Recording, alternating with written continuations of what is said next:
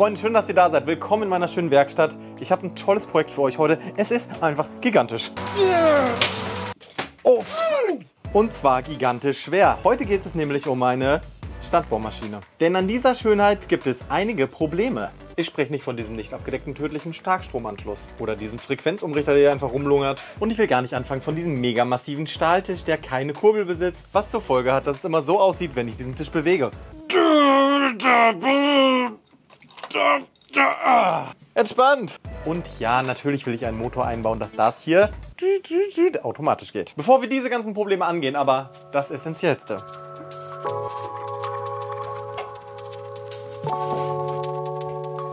Der Abstand zwischen dem Bohrfutter und dem Tisch ist viel zu klein. Ganz oft passiert, dass ich mein Material gar nicht richtig bohren kann. Ihr seht's, da schlägt der Bohrer schon an. Dann muss ich Folgendes tun. Hier diesen Tisch wegmachen, irgendwie mehr irgendwas hier hochbauen, dass ich dann bohren kann. Das ist natürlich Quatsch. Wir lösen das Problem erstmal, indem wir diesen 3 cm Abstandsring rausnehmen. Und zusätzlich möchte ich diese Säule noch 10 cm verlängern. Und dafür habe ich mir dieses Stückchen besorgt. 70 mm. Die Säule ist 65. Das heißt, ich muss das erstmal abdrehen. Ich hätte mir 65er Stahl bestellen können. Aber es ist vom Stahlhändler um die Ecke. Die hatten jetzt nur das Material da. Deswegen werde ich das nehmen. Ich habe keine Ahnung, ob diese Maschine das handeln kann. Das fühlt sich gar nicht gut an. Ich muss hier erstmal ein Loch reinbekommen irgendwie. Ah, Leute. Eieieiei. Testen, langsamste Stufe. Eiert wie Sau, aber das kriegen wir bestimmt in den Griff.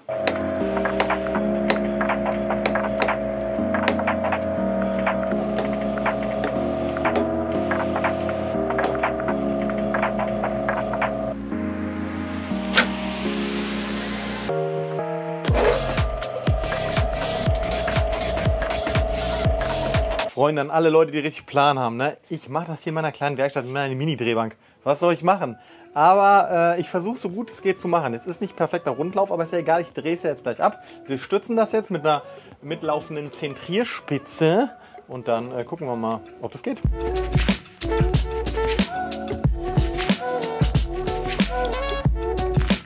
Okay.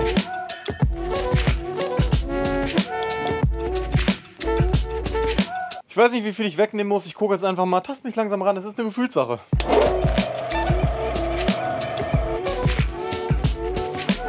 Okay, es dampft ein bisschen. Das ist aber tatsächlich das Kühlmittel. Also hier ist nichts warm. So können wir es so erstmal glatt ziehen jetzt. Und parallel kann ich schon mal das Schätzchen hier auseinanderbauen, um diesen Ring erstmal rauszubekommen da unten.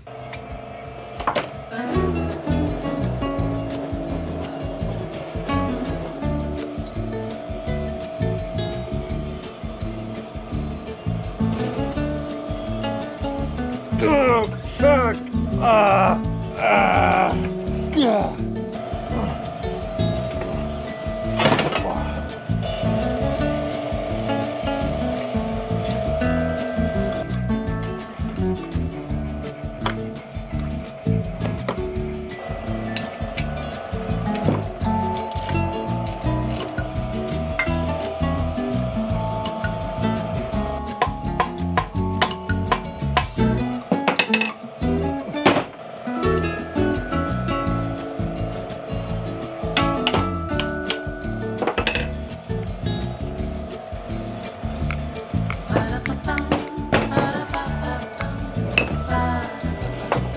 Das läuft hier. Dauert ein bisschen alles, aber wie man sieht, haben wir richtig schönen Materialabtrag hier.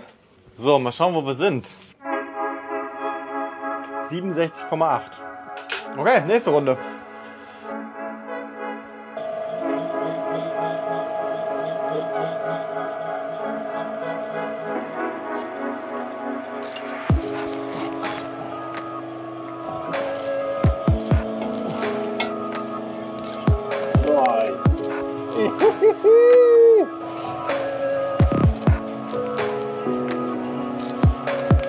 Das ist übrigens der Müll, der bisher angefallen ist. Nicht schlecht, oder? Solange die Maschine läuft, kann ich noch andere Sachen machen. Ich brauche später so einen kleinen Aluminiumhalter. Klärt sich alles auf, den baue ich jetzt.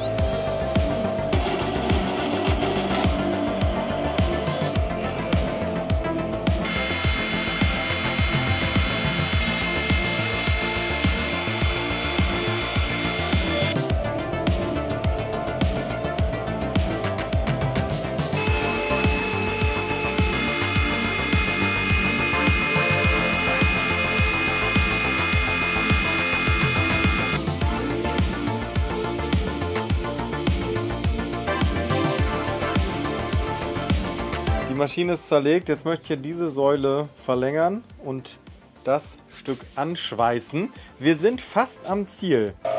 Gleich geschafft.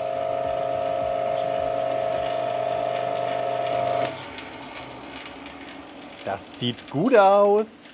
Ich habe hier auch noch ein bisschen was abgenommen von der Kante, damit ich besser schweißen kann. Schön. Also für meine kleine Drehbank, ich bin begeistert. Jetzt gucken wir mal, ob es passt. Alter, ist das... Ey. Jetzt mal hier schauen. Genauso gut. Ey, es passt einfach.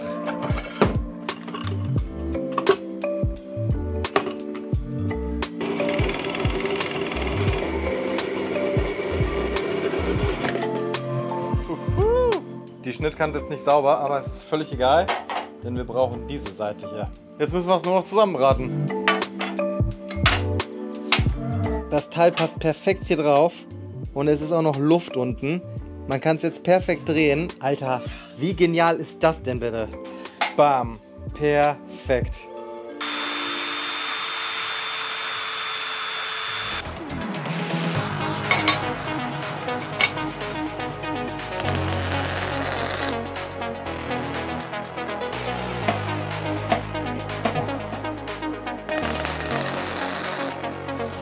Irgendwas hat nicht funktioniert, es ist ein bisschen schief. Muss ich nochmal aufflexen.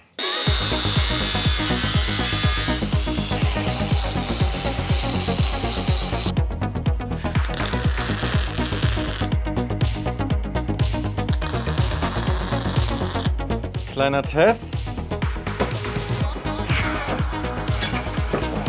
Jawohl, sauber. Und hier müssten wir jetzt bei 0 rauskommen, ungefähr. 0,1, das ist okay. Fertig schweißen.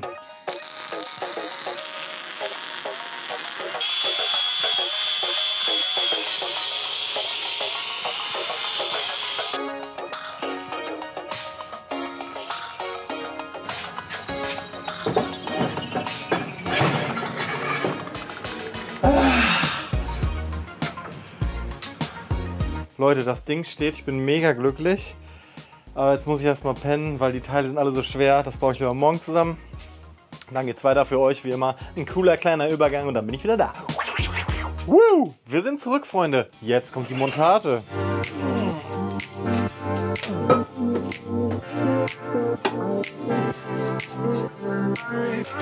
Festschrauben. So, jetzt müssen wir es nur noch umdrehen und zusammenstecken. Schnell gemacht.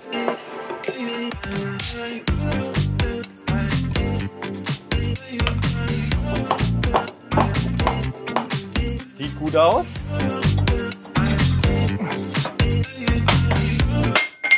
Nein! Ich bin so dumm. Oh, es war so klar. Warum mache ich denn sowas? Mann! Oh. Gut, jetzt sehe ich aber wenigstens, wo es gehakt hat.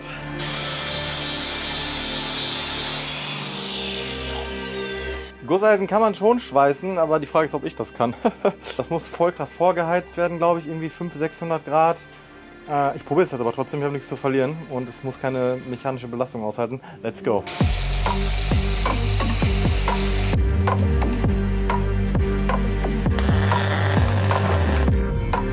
Nicht schön, aber funktional.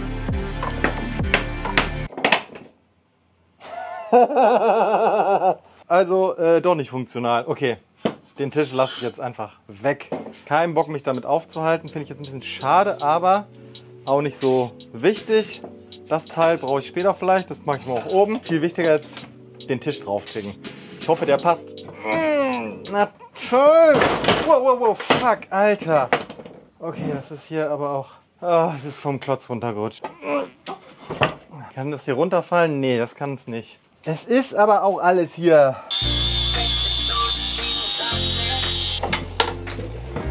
Nächster Versuch. Gut. Der kommt erstmal nach hinten. Alter, ey. Erstmal festziehen. Ausrichten können wir das später. Jetzt aufrichten und dann gucken wir mal, ob alles funktioniert. Wie mache ich das eigentlich?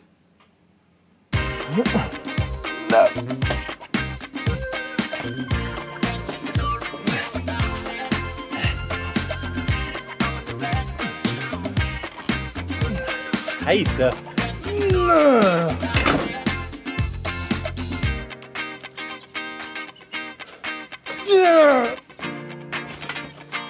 Oh fuck. Na komm. Ganz ruhig. Ganz ruhig bleiben. Ruhig.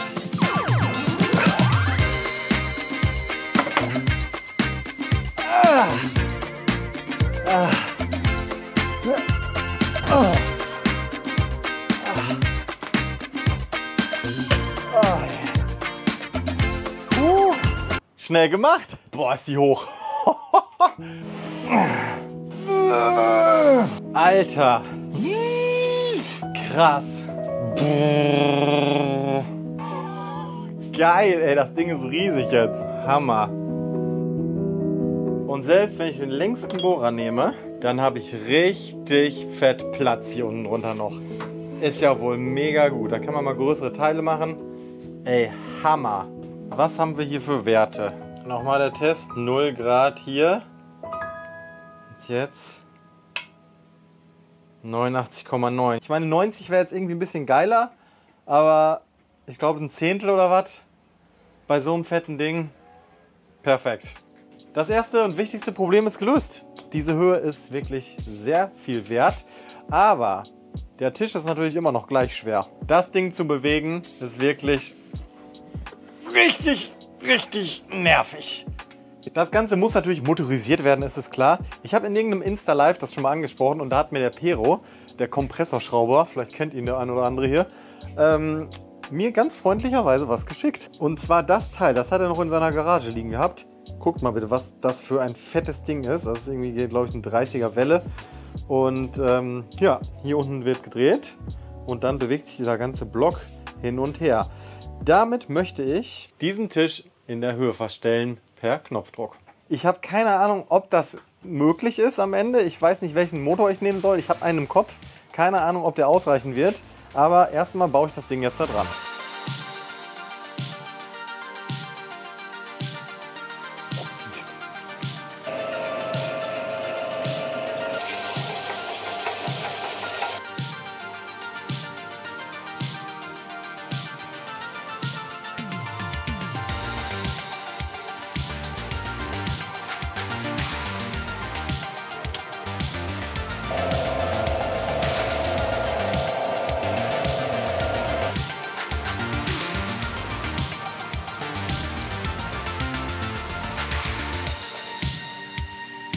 Folgender Plan. Diese Welle soll hinterher neben der Bohrmaschine stehen. Und weil sich diese Achse gut bewegen soll, baue ich ein Kugellager ein. Dafür ist dieser Flansch. Dafür nehme ich so ein Drucklager. So wird es positioniert. Dann kommt das Teil hier drauf. Und dann haben wir nochmal so eine Rille drin. Kommt hier drauf. Und dieses Kugellager arbeitet jetzt halt wunderbar auf Druck. Also da kann ich richtig draufdrücken feste. Kann das ganz entspannt bewegen. Und jetzt kann ich diese ganze Welle hier reinstellen einfach. Und habe wunderbar gelagertes Teil hier. Jetzt brauchen wir noch was für oben. Und dafür will ich dieses fette Kugellager verwenden. Leider passt das nicht 100%. Ich versuche das mal ein bisschen aufzuschleifen.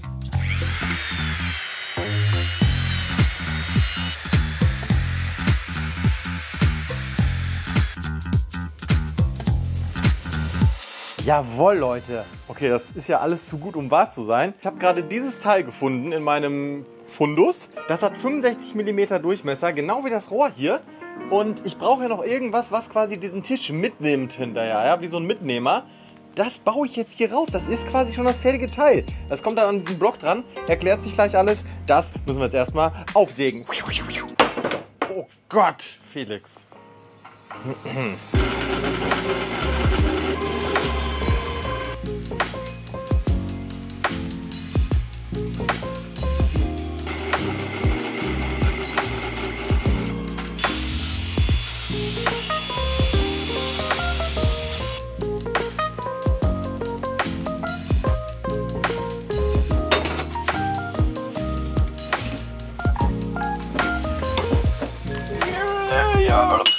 Boah, Hammer. Das sollte reichen.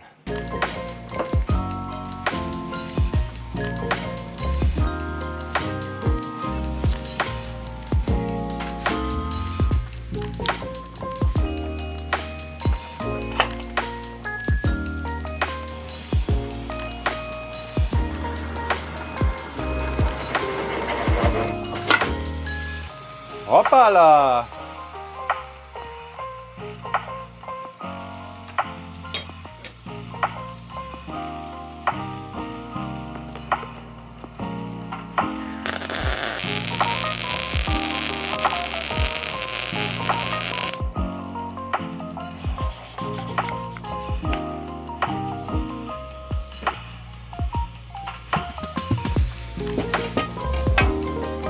Geil! Jawohl! So, hier fasst er jetzt unter den Tisch. Oben passt er vorbei. Und jetzt habe ich die Kugellagerposition und muss mir irgendwas bauen, irgendeine Verbindung vom Gehäuse hier zum Lager.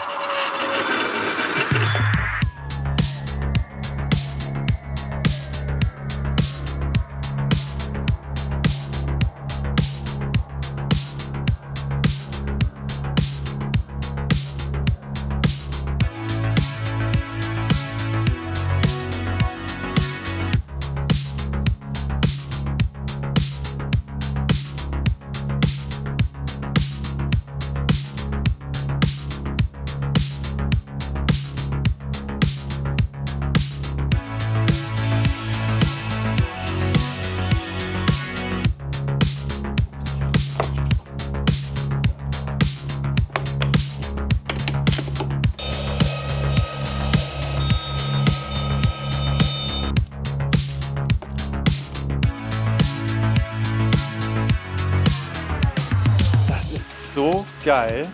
Hammer! Oh. Ich meine, es ist so schön. So, ein bisschen festklemmen provisorisch.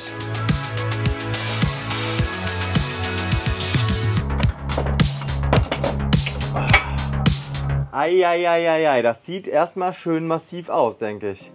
So, ich habe das jetzt hier ausgerichtet mit der Levelbox, dass ich mit dieser Welle hier schön parallel bin zu meiner Säule. Und um das Ding anzutreiben, brauchen wir einen Motor natürlich. Und zwar diesen hier. Blöderweise steht nirgendwo irgendwas drauf, also wir müssen es einfach testen. Das ist von einer alten Dekopiersäge, die kaputt war. Hier mit Geschwindigkeitsregler, das wäre doch perfekt. Um das hier zu befestigen, brauche ich natürlich eine Kupplung, die habe ich aber noch nicht. Deswegen niese ich mir jetzt erstmal eine improvisierte herbei. Ein bisschen Metallspäne.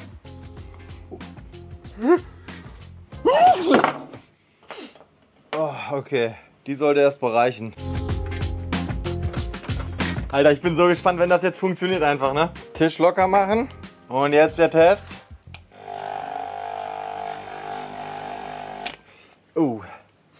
Boah, der riecht ein bisschen, der Motor. Nee, der ist einfach zu schwach hier. Na toll! Mann! Hier hat sich auch alles verzogen jetzt. Hier oben schlägt die Welle jetzt auch an. Ah, nee, das ist noch nix. Da muss was Fetteres her. Irgendwas mit richtig Kraft. So Leute, ich bin unterwegs. Hab auf eBay Kleinanzeigen oh Gott, Bohrmaschine gefunden, alte. Also gebraucht. Danke. Geil. Ich hab sie. Zurück in den Werkstatt. Die Kupplung ist auch angekommen. Die baue ich jetzt erstmal dran. So. Ich habe die fetteste Maschine, die ich finden konnte, genommen. 1000 Watt. Das muss ausreichen. 30 Euro habe ich bezahlt. Ist okay. Okay, erster Gang. Let's go! Yeah. Geil! Hammer!